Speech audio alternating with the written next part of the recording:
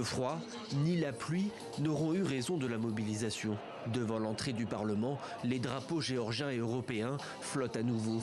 Les manifestants se comptent par milliers et beaucoup sont bien décidés à rester toute la nuit.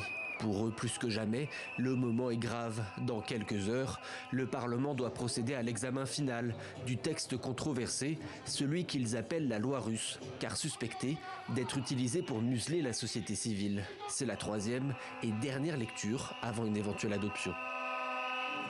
Nous, les Géorgiens, nous sommes debout. Et nous, les Géorgiens, nous ne voulons pas que cette loi soit adoptée. Les Géorgiens ne veulent pas de la Russie, ils veulent l'Europe. Et c'est tout, il n'y a pas d'alternative. Au petit matin, les forces de sécurité sont présentes en nombre. Les manifestants sont poussés de force vers les rues adjacentes au Parlement. Au fur et à mesure que l'échéance se rapproche, la tension monte.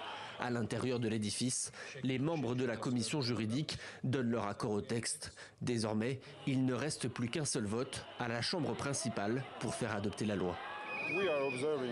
Ce que nous observons actuellement est typique de la Russie. Non seulement la brutalité de la police, mais aussi le comportement des députés.